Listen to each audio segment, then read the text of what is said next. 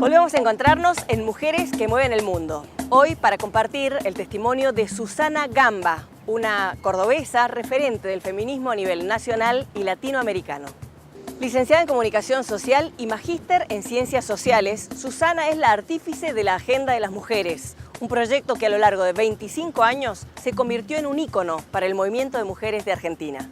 Además, es la coordinadora del Diccionario de Estudios de Género y Feminismo, una obra indispensable que compila aportes de distintas especialistas e investigadoras de Argentina, de Latinoamérica y de España.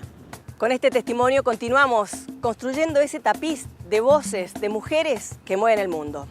Los invitamos a acompañar. Y aquí estamos despertando como flores de un campo que no siempre fue regado. Porque algunos, con pensar en esa idea, el temor los paraliza y se duermen asustados. Ni una menos pretendemos y por eso defendemos flores que no hay que cortar. Aprender a respetar, nada aquí nos pertenece. Todo lo que nace crece, no trates de conquistar, no hay por qué domesticar.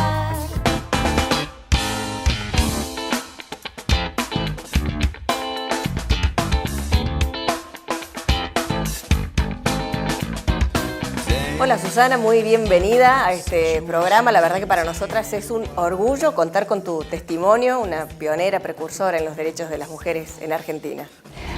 Hola Pate, hola a todas. Yo estoy súper agradecida de estar aquí. Me parece maravilloso lo que están haciendo, lo que estás haciendo con este programa, con todas las otras cuestiones. Me parece fantástico. Sos una gran comunicadora feminista con todo tu equipo, el equipo que te acompaña, que son maravillosas. Así que gracias a ustedes. Muchas más que yo. Vamos a compartir entonces, en primer lugar, toda tu charla con Silvana Zanelli y después ya profundizamos en algunos aspectos de tu actividad profesional. Perfecto.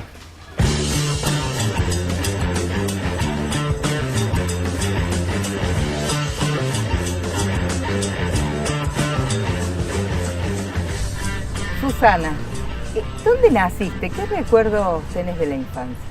Nací en Devoto, Córdoba, está ahí pegado a San Francisco. Y bueno, viví los primeros años, hasta los 5 años en el campo. Mis abuelos y mis padres tenían un campo cerca, en Colonia Amalia.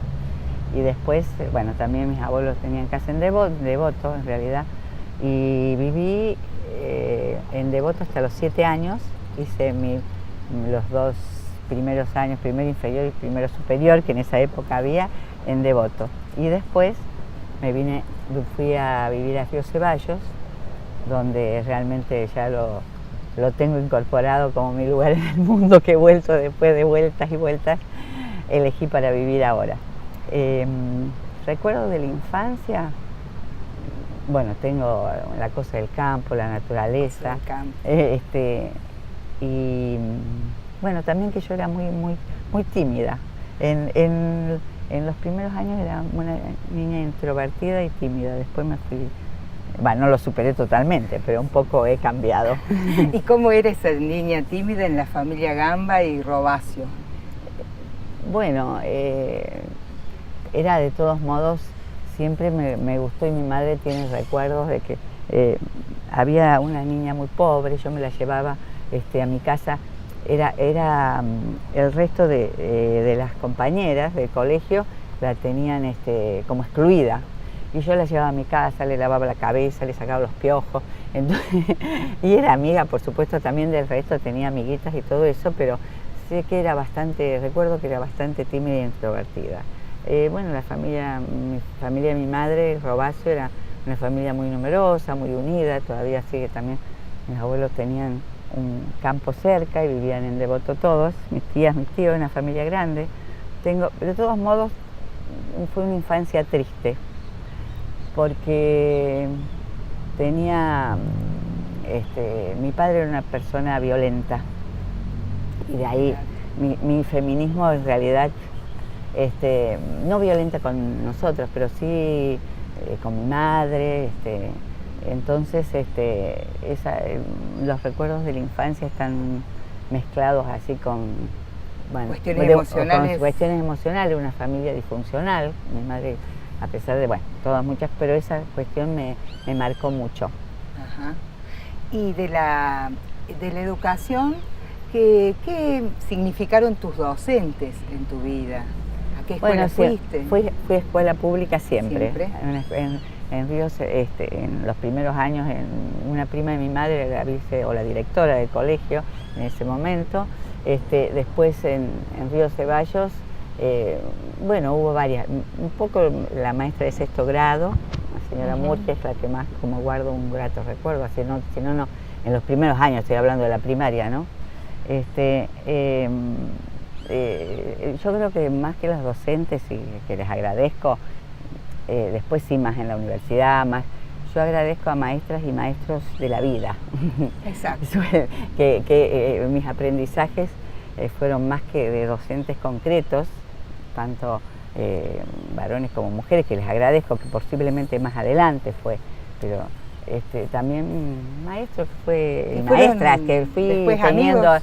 Sí, amigos, o que se fueron dando a lo largo de la vida, que uno encuentra, ¿no es cierto? Siempre creo que fueron así, las experiencias las adquirí más, qué sé yo, lo que yo recuerdo como cosas que me han marcado, pasan más por ahí. ¿Y cómo fue esto de la niña tímida que decide juntarse con otros, con otras, juntarse con la gente, militar, las cuestiones colectivas? Bueno, aunque era tímida, siempre tuve amigas y siempre me fui muy sociable a pesar de mi timidez. No, y bueno, como que tenía muy incorporada la cuestión de la injusticia, la tengo como en mis genes, no sé, mi naturaleza. Entonces la cuestión más social, participativa, concreta ya de militancia se produjo en el año, tenía inquietudes en el secundario desde el comienzo, pero en el año 68 formó un grupo que se llamó Grupo 69 de Formación Cultural antes del año 69, que era un grupo político-cultural, así, donde me fue hermoso, una experiencia muy linda en Río Ceballos. Fue una cuestión de apertura, hemos hecho los festivales de teatro, los primeros festivales de teatro provinciales en ese momento. Hacíamos exposiciones, teníamos un periódico que se llamaba Testimonio, vivencia de una época de transición y crisis. Todo ese era el título.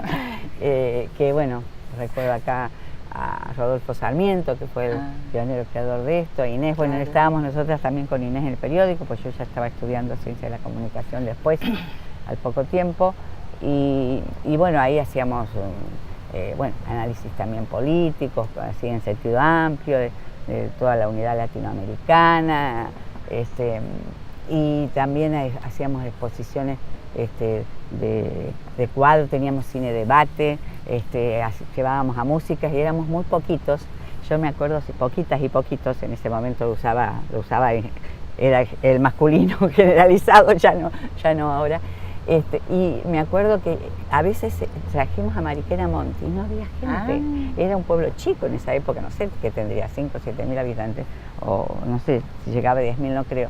Y nosotras íbamos por la calle con un Citroën viejo, esos viejos Citroën, los primeros, y buscando a la gente que por favor gratis la llevábamos, que vayan a llenar las salas y todo, porque no iba gente. Así que bueno, y ahí empecé, bueno, muy activamente en todo esto, con mucho compromiso, con mucha pasión. Y contanos, Susana, el amor de pareja, ¿cómo fue en tu vida? Bueno, hubo muchos amores de ¿Hubo pareja. muchos amores? Bueno, no, fue, bueno, como todo, importante. Bueno, no voy a contar acá distintas, pero la pareja más importante fue, quizás porque ha dejado sus frutos, fue el padre de mi hijo. Me casé, que era un preso político, yo me casé en España, estando exiliada en Barcelona. Y bueno, y he tenido, sí, bueno, fue importante, por supuesto, pero siempre, digamos, para mí nunca he dejado de tener mi cuarto propio, mi vida propia, digamos, siempre fui y quiero seguir siendo muy independiente, digamos, y las parejas, y quizás esto he tenido, las más importantes, me han permitido en general ser así, incluso el padre de mi hijo me ayudó me contribuyó hasta en mi crecimiento, yo le estoy muy agradecida. Me incentivaba, digamos, no solo no cuestionaba el feminismo, sino que lo apoyaba. Y yo creo y estoy convencida que los hombres inteligentes, si se tratan de parejas heterosexuales, lo mismo pasa si son de otro tipo. Tiene que existir la libertad, el aceptar a cada uno como es toda esta cuestión. Entonces, el feminismo que muchas varones pueden dar miedo, incluso si las personas que tienen una autoestima alta, es decir, que son inteligentes y seguros, no le tienen ningún miedo, al contrario, lo valoran. En este caso, con el padre de mi hijo, yo le agradezco porque fue así. ¿Y con la maternidad pudiste seguir siempre militando, trabajando, Sí, produciendo? fue una maternidad buscada. Mi hijo nació en Barcelona, vinimos apenas después de la dictadura, con la apertura democrática, y sí pude, pero con muchas ayudas. Ajá. Debo reconocer que si no fuese por las ayudas de otras mujeres que reemplazaban, no hubiese, digamos, todo lo que hice y lo que soy, se lo agradezco a las mujeres que han cuidado a mi hijo, que también mi pareja ha contribuido en ese sentido mucho, y también el apoyo de estas mujeres, porque si no, no es siempre, tampoco, ¿no? Sí, se necesita. Se necesita. ¿Cómo te gustaría definirte? ¿Cuál sería tu identidad? Bueno, feminista seguro, me siento, soy feminista en el sentido muy amplio y respetando las distintas corrientes, los distintos feminismos. No sé, una persona, no sé, libre, libre. Siempre queremos ser libres, nunca tenemos total libertad absoluta porque estamos condicionadas por todos los múltiples contextos que nos atraviesan, ¿no es cierto?, y la cultura. Pero no sé cómo me definiría, como alguien apasionada. Y también estudiosa. Bueno, sí, lectora, creativa, reconozco, me lo dicen mis amigas, que soy un poco creativa, no porque pinte obras ni que escriba, pero bueno, como con iniciativas, eso sí. Exacto. Y con iniciativas, con proyectos que sigo teniendo a pesar de la edad, claro. Y que mira para adelante, digamos. No, por supuesto que siempre a veces uno tiene depresión, bajas, pero siempre con mucha fuerza para seguir y levantarme como el ave fénix. Eso me Gracias. Es la única neta, ni una menos pretendemos y por eso defendemos. Ni una menos pretendemos y por eso defendemos flores que no hay.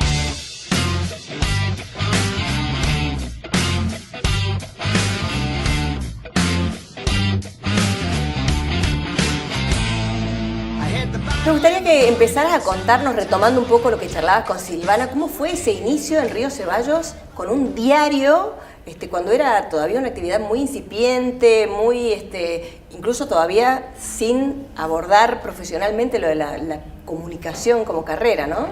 Bueno, en realidad más que un diario fue un periódico, un periódico mensual. Y bueno, fue importante toda la experiencia del grupo en sí, más allá de ese periódico, que también yo no sé si no tuvimos alguna cuestión de alguna radio, alguna me parece, pero no estoy segura. Pero bueno, era un grupo muy activo y fue muy importante y creo que eso también me incentivó, porque yo estudiaba Derecho en ese momento, había empezado a estudiar Derecho acá en la Universidad de Córdoba, y después cuando se abrió la Escuela de Ciencia e Información, soy de la primera que no terminé aquí, pero cursé en el año 72 la primera camada, digamos, de la escuela. Bueno, entonces me sirvió, incluso estuve trabajando un tiempito, que no lo dije, 3 meses antes de que caiga Obregón Cano, en prensa. Ajá. Con Norma Morandini en ese momento, y estuve 3 o 4 meses porque después con el Navarrazo. Bueno, ¿En prensa dónde? En prensa y difusión en el gobierno de la provincia. Ah, mirá. Ahora me estoy acordando. Joven, muy joven. Pero bueno, y bueno, lo del periódico a mí me interesaba todo lo social y político, sacábamos notas sobre todo que tuviesen que ver con la cuestión latinoamericana, de integración y demás, y ahí lo dirigía Rodolfo Sarmiento. Contanos, Susana, cómo eran esos primeros años de la Escuelita de Ciencias de la Información. Eran sumamente ricos, movidos, eran fascinantes. La verdad que fue una experiencia fascinante porque todo nuevo. Yo estudiaba Derecho que decidí dejar primero a ser libre en Santa Fe porque era tan apasionante lo de la escuela, porque realmente fue de mucha apertura. Había profesores, bueno, todos en general y todas. Yo recuerdo a García Holgado, un profesor de historia, que me abrió la cabeza absolutamente con toda la historia oficial que veíamos y todo, y eso que yo ya estaba en Grupo 69, ya veníamos trabajando, todas estas cosas, pero fue una cuestión muy interesante. Después estaba Moravia, Marita y que no me acuerdo el apellido, y Paiva. Claro, bueno, Alfredo Paiva y Marita Mata. Sí, bueno, fue una experiencia muy, muy rica. Fue la primer corte, que bueno, yo no terminé acá, después terminé en el exilio, pero ahí salieron gente, estaba Norma Morandini, Leuco, La Fuente, bueno, mucha gente que después siguió obviamente, y también fue una experiencia terrible lo de empezar la represión, claro. El comienzo antes de la dictadura también se vivió porque ya entraba a la escuela, aunque mi militancia no era en la facultad, yo no militaba en la facultad, militaba en la JP en Río Ceballos, en un barrio a nivel, en la comunidad, digamos, en el territorio, no militaba en la facultad. Pero ahí la cuestión fue terrible, ya empezó bastante antes, que ingresaban. Yo por eso ya antes de decidir exiliarme, que me tuve que exiliar, dejé de ir a la escuela porque ya era re peligroso, porque te pedían... Sí, yo varios meses antes ya no iba a la escuela. Claro. Antes de... Y hablemos de ese momento, ¿no? Que te tenés que exiliar, que eras todavía muy jovencita. ¿Cómo fue esa llegada al exilio y cómo...? Bueno, fue también, digamos, yo cuando me fui pensé, me voy por un año, se sabía que el golpe iba a ser terrible, que la dictadura, pero pensé que me iba, bueno, que iba a retornar pronto. Teníamos idea, pero no jamás de cómo fue, ¿no? De la envergadura que iba a tener la dictadura. Y bueno, yo enseguida, porque yo me fui unos días antes del golpe, por eso también salvé mi vida, porque aunque sea medio perejil, te quiero decir, no he sido, pero sí estaba militando en Río Ceballos, y en ese momento era un lugar pequeño, donde todo el mundo era bocona. Yo me fui, era bocona y te reconocían, entonces, por suerte, bueno, me fui también unos días antes del golpe, y por eso también salvé mi vida. Allá agradezco muchísimo a los catalanes porque me recibieron una familia muy, muy contenedora y amorosa y demás. Y enseguida me conecté con los primeros, porque éramos muy poquitos antes, con los primeros exiliados y exiliados que formamos la Asociación de Solidaridad con el Pueblo Argentino. Y después, al poco tiempo, bueno, empezaron a ver, formamos el CISCA, el Comité de Integración Latino, no me acuerdo cómo se llama, con el pueblo catalán y Argentina. Funcionábamos en un instituto de cultura o algo así catalán, que nos dieron, y ahí, bueno, fue muy, muy importante. Empezamos a activar, a denunciar, y ahí tomé contacto también con las feministas. Claro. Porque cuando íbamos a denunciar en distintas instancias la violación de los derechos humanos y demás, y a mí esto es una cosa que me marcó, iba a un grupo feminista de Barcelona, de Cataluña, y entonces me decían, yo decía los presos, y decía las presas, y así, y entonces yo decía, pero en ese momento, por eso entiendo, ahora que insisto tanto con el lenguaje sexista, que ya esta cuestión nos pasa a todas, ¿no? Entonces, y bueno, pero después con una argentina feminista, ahí empezamos a intercambiar y me metí de lleno, que en realidad a militar creamos una red, no sé si llamamos coordinadora, red de feministas o de mujeres latinoamericanas. Éramos mujeres de distintos que funcionábamos en el Casal de la Dona, que es un grupo feminista catalán, y eso fue una experiencia riquísima, realmente ahí sí que fue una... Y yo retomé los estudios, apenas llegué, a mí me reconocieron, a mí me faltaba un año, el último año, estaba cursando el último año, bueno, y tuve que me reconocieron solo un año, o sea que la carrera la hice completa, de nuevo, casi, salvo un año completa, pero agradezco también porque ahí también tuve una feminista que no recuerdo el nombre, que eso me marcó muchísimo, una argentina, una antropóloga argentina, que hablaba en femenino, por supuesto en la facultad, aparte de allá hablaba en catalán y en español, en castellano, en ese momento todavía, pero siempre estuvo lo de la lengua y la identidad catalana fuerte. Y entonces ella nos decía, bueno, dice, yo voy a hablar en femenino, acá en todos lados generalizan en masculino, y eso fue... Me rompió la cabeza. Me rompió la cabeza, fue fantástico. Y yo ya estaba, porque yo ya... Y bueno, y ahí tuve Judy Estelarra también como profe, después Amparo Moreno, que la conocí, bueno, a grandes maestras que conocí también, y ese grupo que empezamos, como empezó el feminismo, como empezaron las primeras, y fue a comienzos de fines de los 70, aparte coincide con el fin con la apertura democrática, porque había sido unos meses que había acabado el franquismo, o sea que fue una apertura impresionante, muy muy rica la experiencia de ese exilio en Barcelona, porque con toda la nostalgia y con todo lo que implica siempre el exilio, pero para mí, bueno, llegar al feminismo conscientemente, activar en esto, empezar en grupos así de autoconciencia, como le llamaban, que no se hizo mucho. En Buenos Aires esa etapa, el feminismo un poco la salteó. Ni una menos pretendemos y por eso defendemos. Ni una menos pretendemos y por eso defendemos flores que no hay. Bueno, regreso de Barcelona y comienzo acá en Argentina también de la apertura democrática y volver a encontrarse con compañeras de militancia, volver a pensar en el feminismo ya desde el lugar propio. Sí, bueno, el retorno de mi exilio fue en Barcelona. Como yo ya lo expliqué antes, yo me casé, bueno, no sé si lo expliqué, yo me casé en Cataluña, en Barcelona. Vine con un hijo, cumplió los 3 años acá. Con la apertura democrática. Entonces, y fue en el año 84. Me conecté, apenas llegué antes de buscar trabajo, empecé a buscar integrarme en el feminismo, ya lo tenía reincorporado en mis genes.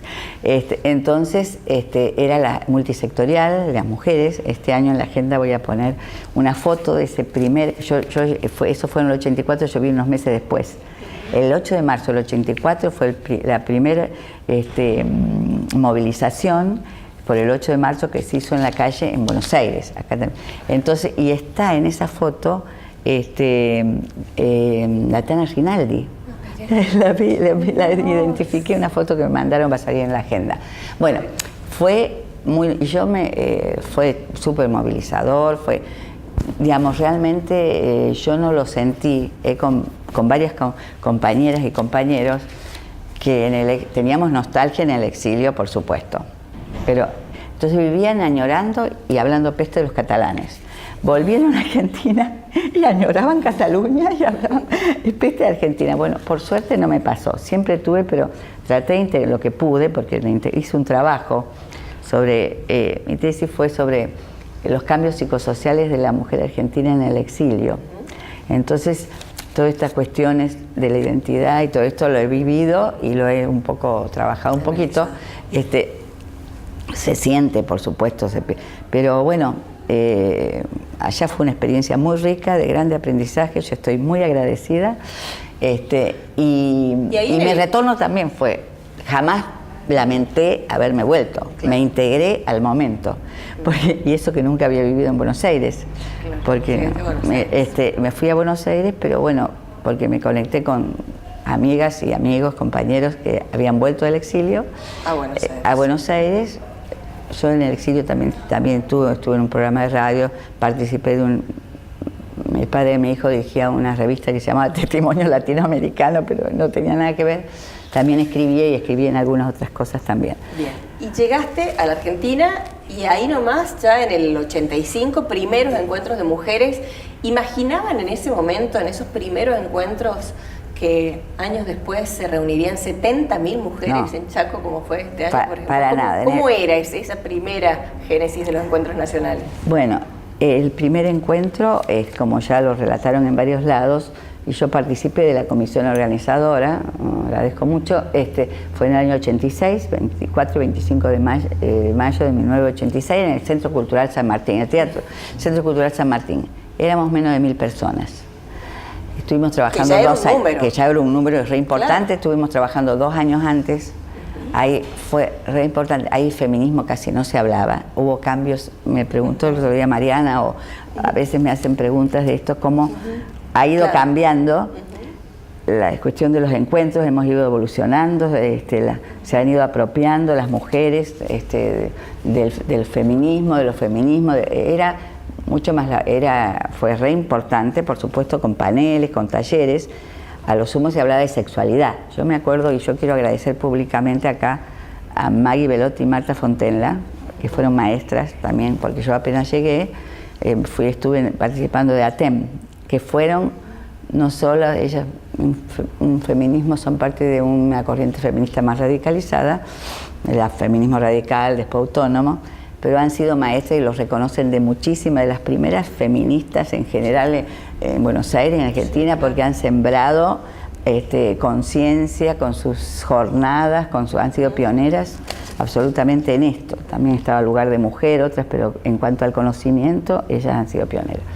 Así que les agradezco. Y bueno, yo empecé a militar ahí, y la multisectorial, que nos reuníamos, y ahí surge, que la traen quienes fueron al encuentro de Nairobi en 1985, traen la idea de hacer un encuentro nacional de mujeres. Y nos prendemos, y ahí estaba Dinora Yevenini, que estaba viviendo en Buenos Aires, que me la reencuentro en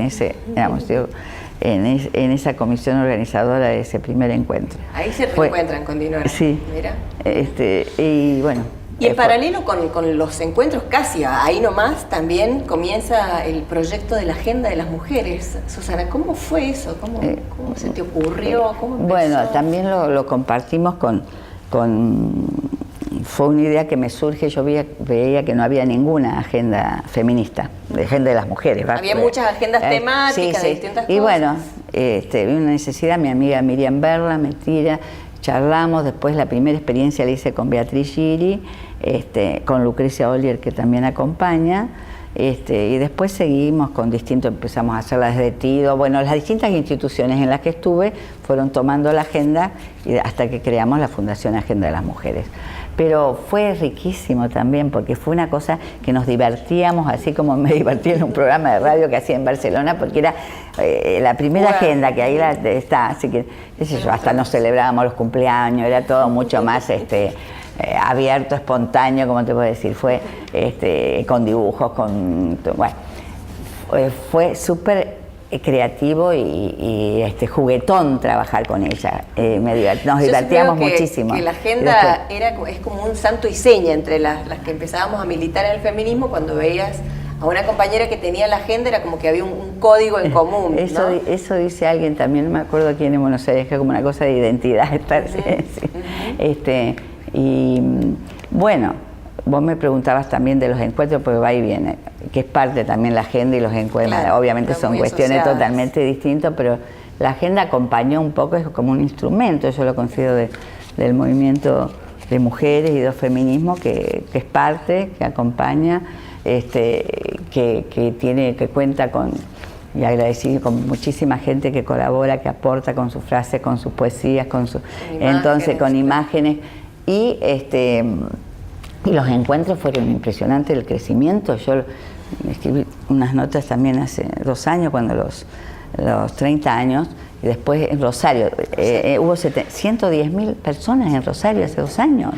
Y yo me acuerdo que en varios encuentros, porque también hay un grupo de mujeres, de las viejas feministas militantes, creamos la Corriente 8 de Marzo.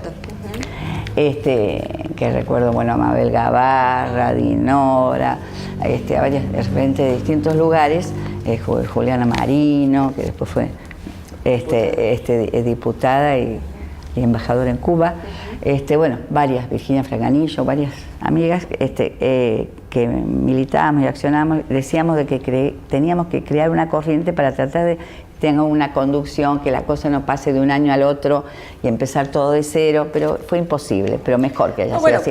Pero mejor, se consiguió la incorporación de la convención. No, por supuesto, en general, por eso, sin haber una cuestión más condicionada con esa libertad que se daba, fue creciendo solo, porque las comisiones organizadoras que se autogestionan, depende también de cada lugar, cómo fue el encuentro, pero fue creciendo y las mujeres también se fueron incorporando masivamente. Las primeras éramos las mismas, fue creciendo de a poco, pero éramos todas las viejas, decían, bueno, más o menos se repetía, pero en los últimos años fue una eclosión impresionante, y las jóvenes como que en todos lados, 3 generaciones, yo tengo las que van con sus nietas, es espectacular. Digamos, que esto fue esa explosión que fue también después el Ni Una Menos, o sea, toda esa siembra pequeña que no la ves, que sí, que fuimos, bueno, uno puso su pequeño granito de arena en múltiples, que bueno, para las leyes, para la apertura, para los encuentros internacionales, y también los encuentros feministas latinoamericanos y del Caribe. También, bueno, nos alimentábamos unas de otras. Pero volviendo a lo de la agenda y a esto de los rituales que tenemos como movimiento de mujeres, la presentación de la agenda y los premios de la agenda de las mujeres también son una especie de tradición, de ritual, son, yo digo, los Martín Fierros del feminismo. Gracias. ¿Qué sentido le encontraron ustedes? Bueno, empezaron a entregarse premios. Las presentaciones siempre fueron así, masivas, en Buenos Aires, después hicimos algunas en otras provincias también, y en Córdoba, Río Ceballos, porque volví ahí o viví, pero en Buenos Aires siempre, y siempre fueron masivos y fueron muy integrativos, porque una cuestión que tiene la agenda, lo que quiero decir, es que incorpora las distintas miradas. Los feminismos son múltiples y plurales, y siempre esa diversidad está incorporada en los textos, está incorporada y también es un espacio de integración en la presentación, que siempre es una celebración. Es un acto masivo, es una celebración, porque es cerca de fin de año, entonces es como el cierre del año, y más allá de los hechos terribles que hemos vivido, que estamos viviendo, que atravesaron los distintos años, siempre fue un espacio así de encuentro, de festivo y demás. Y los premios empezaron, lo entregamos en la Agenda 2001, o sea que en el año 2000 se empezaron a entregar ahí empezamos con los premios, que también son, es cierto, porque hay mujeres pero súper genias, diosas o instituciones que te agradecen, porque dice, ay, me acuerdo María Moreno, dice, ay, yo no he tenido un premio, digamos que tienen 1000 premios, pero es cierto que ese reconocimiento del feminismo, y que estoy agradecidísima, lo toman como un reconocimiento del feminismo. Así que bueno, muy agradecida. Es la única neta, ni una menos pretendemos, y por eso defendemos. Ni una menos pretendemos, y por eso defendemos flores que no hay. El feminismo siempre ha tenido discusiones con la Real Academia Española. Yo me preguntaba si algo de esa disputa te motivó a generar un propio diccionario, diccionario de los estudios de género y feminismo. Sí, en realidad esa idea la tuve hace mucho, y yo ya, antes de este diccionario, no sé si conoces, Pate, el diccionario de ciencias sociales y políticas, que yo ahí ya incorporé varios conceptos de género y feminismo en ese diccionario. Te habías quedado con ganas de más. Que salió en 1989 ese primer diccionario. Entonces después tuvo varias reediciones que dirigía Torcuato Di Tella, y estábamos con Hugo Chumbita y Paz Gallardo, que escribían académicos cientistas sociales y políticos latinoamericanos, incluso algunos españoles, de los más reconocidos de Argentina y reconocidas.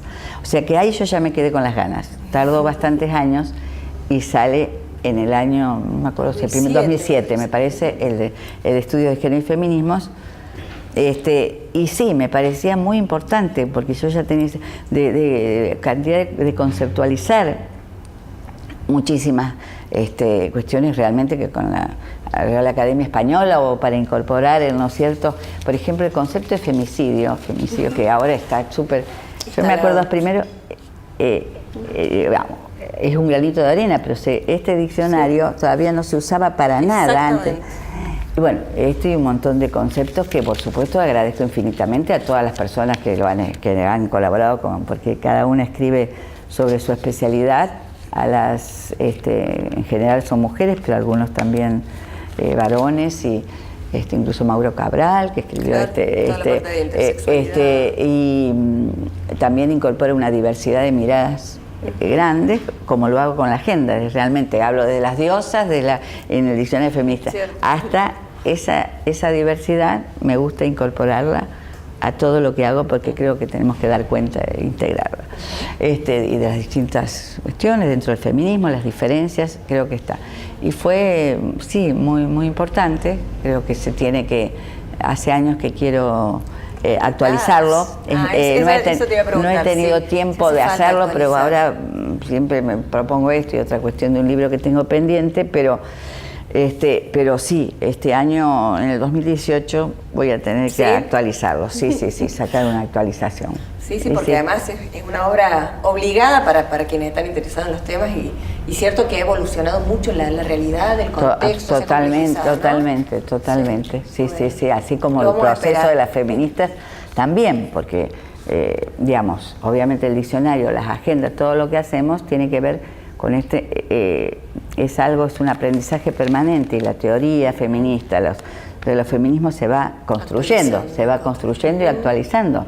Sí, cuando hicimos mi primera experiencia en la escuela, en la carrera de especialización en estudios de la mujer, y la primera agenda se llamaba de la mujer, el pasar, no es casual que de la mujer pasamos a llamarnos mujeres, a pluralizar y dar cuenta de esa diversidad, que ahora sean estudios de géneros o de género o de mujeres feministas, digamos, eso ha sido, entonces la agenda o toda la cuestión que uno hace también es parte de ese proceso de aprendizaje y de actualización. Bueno, en esta parte pedimos definiciones, les proponemos este juego de definir, pero no con definiciones de diccionario, sino les animamos a las entrevistadas a que nos hagan alguna reflexión, algún párrafo más desde una sensación inicial de distintos temas. Así que bueno, te vamos a proponer palabritas para que vos nos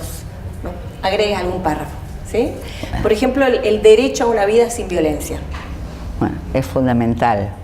Tenemos que construir esto. Tenemos, por supuesto, todas las personas, no solo las mujeres, todas las personas tenemos derecho a una vida sin violencia. Y eso lo tenemos que construir entre todas y todos. Por supuesto que algunas tienen más responsabilidad que otras en la educación y la formación desde la panza para eso. ¿Brechas económicas? Y bueno, hay muchas. Realmente, bueno, existen en general en la sociedad, ¿no es cierto?, esas brechas económicas, no solo entre los géneros, sino cada vez hay mayor concentración y desigualdades en el mundo, sobre todo en estos países con políticas neoliberales en estos últimos años, y que se acrecientan, ¿no es cierto? Así que son terribles, y también las mujeres siempre las padecemos más, porque sabemos que esa brecha es mayor, la diferencia salarial, la diferencia es un tema pendiente grande, que a pesar de todos los avances existen entre varones y mujeres en el mundo del trabajo, en el mundo en general de la producción y en la economía. ¿Diversidad? Bueno, diversidad es algo realmente que nos enriquece, que por suerte también hemos ido avanzando en esta cuestión en algunos, por lo menos en algunos sectores, de integrar esas diversidades, de aceptar, de reconocer, de que nos enriquece, ¿no es cierto? Diversidad en todo sentido, diversidad cultural, diversidad en las sexualidades, de todas las diversidades, ¿sí? Digamos, el tener miedo a aceptar esa diversidad es parte de la ignorancia, del miedo, porque si no, esto siempre enriquece. Me parece fantástico que se pueda dar. Bien. Aborto, Susana.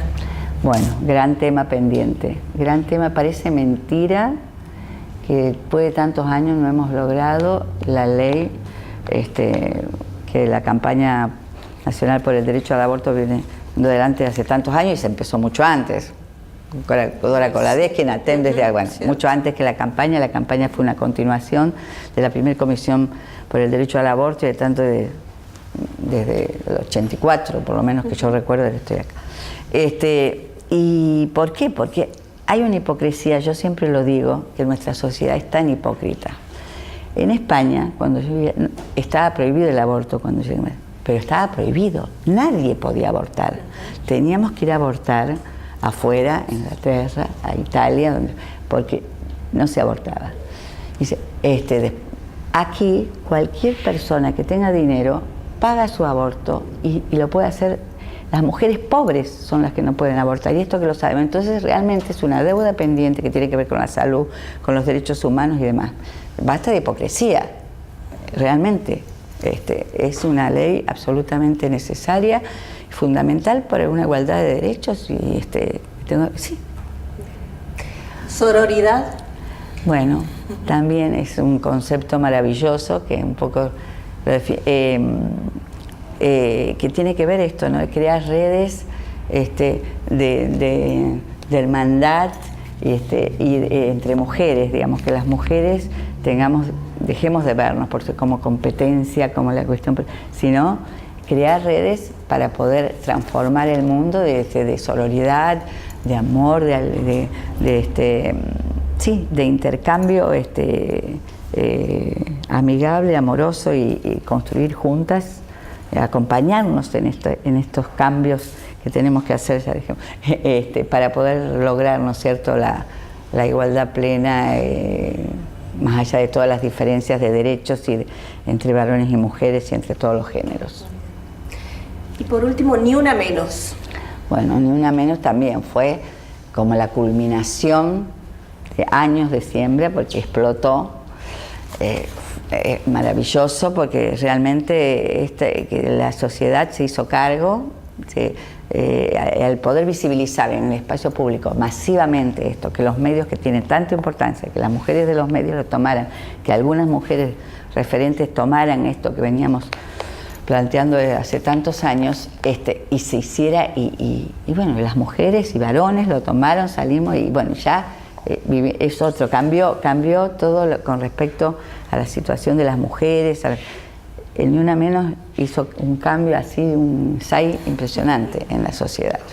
El ping-pong concluye ahí, pero nos parece siempre que es importante, como las mujeres no estamos solas en este trabajo de construir la equidad, la paridad, siempre lo hemos hecho colectivamente.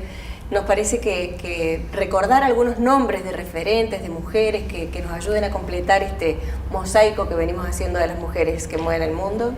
Sí, yo tengo muchas. Estoy agradecida primero a todas mis ancestras. Siempre lo dije una vez, un desfile en la legislatura de la Ciudad de Buenos Aires por un 8 de marzo que llamaron a distintas y yo me vestí de Julieta Lanteri. Me disfracé, porque las primeras me disfracé, porque era un desfile de modelos, pero antimodelo, claro, especial, que referente. Bueno, y la única disfrazada fui yo. Como suele ocurrir. Eran todas, yo era todas referentes distintos. A mí me llamaron por el feminismo y yo me disfracé de Julieta Lanteri. O sea, primero el agradecimiento a todas las ancestras, a las primeras, Mary Wollstonecraft, a Olimpia de Gust, a todas las a Flora Tristán, las pre, a las maestras de la segunda ola, a Simone de Beauvoir, a Kate Millett, bueno, hay miles, me voy a olvidar en este momento, pero a todas estas que nos han formado y que nos han nutrido. Yo creo que también a Celia Morós para mí fue una gran maestra en la formación que, digamos, ahora Amper Pineda fue una gran maestra catalana. Bueno, para Moreno me voy a olvidar seguro de nombres, así que, pero vayamos a nuestro país, y ahí quiero agradecer a Dora Barrancos, que le agradezco infinitamente, no solo sino el apoyo que nos da cuando creamos la Escuela Sociopolítica de Género, que no mencioné, bueno, Dora Barrancos, Eva Giberti, Diana Mafía, Blanquita Ibarlucía, que falleció hace unos años, que fue murió a los 94, 95 años. Bueno, y a mis compañeras, bueno, a Dinora Gevenini, a Mabel Gabarra, Maggie Fontelli y Marta Velotti, que ya mencioné, a Nina Brugo, bueno, quienes nos han acompañado, que hemos construido juntas. Bueno, me voy a olvidar y no quiero, a Diana Marzolati, que es una amiga que trabaja maravillosa, Zunita Roldán, que ya murió, bueno, muchas. Bueno, van a ser nombradas en los distintos programas también, así que saben que están incluidas en este relato. Así que, Susana, con eso te agradecemos un montón. Y bueno, y a seguir construyendo juntas, a seguir encontrándonos. Sí. Bueno, pero yo quiero decir algo antes. Diga. Muchas gracias, pero yo quiero anunciar que va a salir la Agenda de las Mujeres 2018, ya está. 25 años de la Agenda que cumple de las 25 mujeres. años, que va a ser el tema Rebeldes, Libres y Soberanas. Con y una también, novedad. y con una novedad que quiero incluir acá muy especialmente, que viene una hijita, que se llama Cuaderno Agenda de las Chicas Soberanas, para niñas a partir de 11 años, de 11 a 15 más o menos, que esperemos que realmente que se apropien que estalle. Eso quiero decir. Gracias, Pate, gracias. Gracias, Sole, gracias a todas. Hoy estuvimos en el pabellón residencial de la Facultad de Filosofía y Humanidades de la Universidad Nacional de Córdoba. Les agradecemos que nos hayan acompañado y les esperamos en nuestras próximas ediciones. No hay por qué domesticar.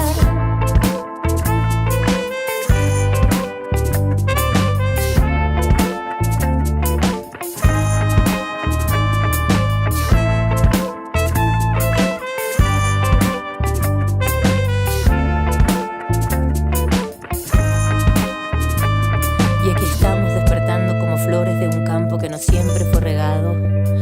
Porque algunos, con pensar en esa idea, el temor los paraliza y se duermen asustados. Silvestres, salvajes, desnudas con traje, libertarias y también domesticadas, despertando de tu idea de princesas ideadas que te dejan